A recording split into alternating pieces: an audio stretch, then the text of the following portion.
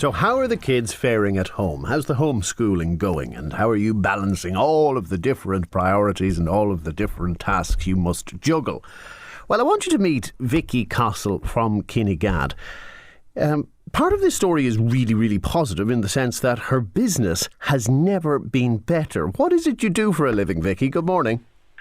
Good morning, how are you?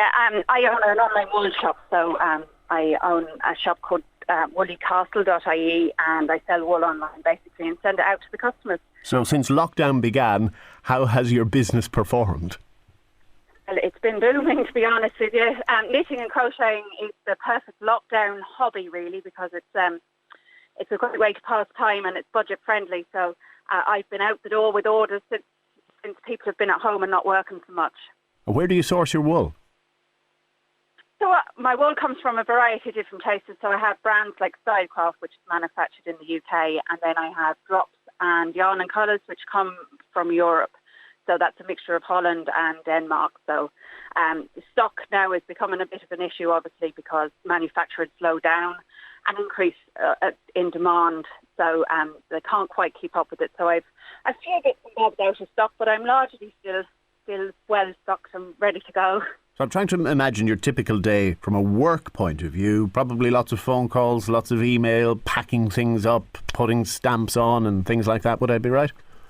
That's right, yeah. So, I mean, I do everything myself. I'm the only person that works here at the moment. So I do everything from literally ordering stock to uploading parcel labels to the courier system, to packing the stuff, to taking inquiries, to chasing parcels, paying bills, the whole lot. It's quite time consuming. Well, do you not have 4 little helpers? Well, I don't know if you call them that. I have 4 kids, yeah. They're all at home with me, which makes it a little bit more interesting. The whole lot. It's quite time consuming. Well, do you not have 4 little helpers? Well, I don't know if you call them that. I have 4 kids, yeah. They're all at home with me, which makes it a little bit more interesting. So tell us about the 4. Okay, so I have 4 kids. I have twins who are 15. I have a 10-year-old and a 5-year-old, and in the midst of that I have 2 with special needs who attend Saplands and Mullingar, so they would be on the autism spectrum. So you've quite a spread there age-wise, and therefore the approach to homeschooling probably differs quite a bit between them. Let's talk about the older kids first of all. 15, would they be around junior cert age? So one of my 15-year-olds, she's actually in second year at the moment. She's upstairs doing her exam at the moment, and just literally before we came on air, the Wi-Fi went. Oh, lovely. Yeah, so I had to toggle her to my phone, and I sent you a text to say I might be able to do the interview, but thankfully, literally moments before we were due to come on air, the Wi-Fi came back, so I was able to get her back up and running. So she's upstairs at the moment doing a maths exam. I have Danny, who's her twin brother.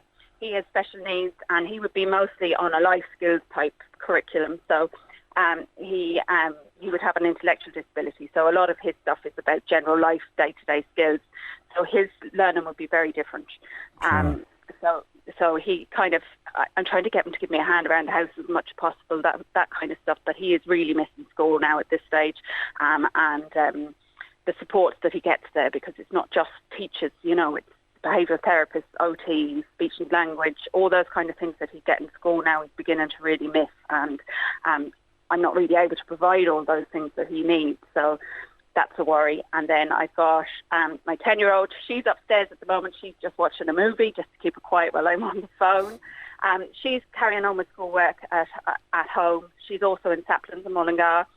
So we do a bit of homeschooling there. It's a bit easier with her. She doesn't suffer with the kind of intellectual side of things, so we do a lot of schoolwork and stuff, and that's actually quite settling for her because it keeps her focused and gives her something to do, and it breaks up the day for her. And then I have a 5-year-old who'd be due to start junior infants this year. So Vicky, quick shout out for the business, by the way, while you're with us. How do people reach you if they want some wool? Okay, so the easiest way to get hold of me is www.woollycastle.ie, and all my contact details and everything are up there. You can contact me on Facebook, on Instagram. I'm on all the social media channels, and I'd be delighted to help. And I'm delighted with the support that I've received from customers as well, because they've been great, and it's great to have something positive here out of the negative, I think.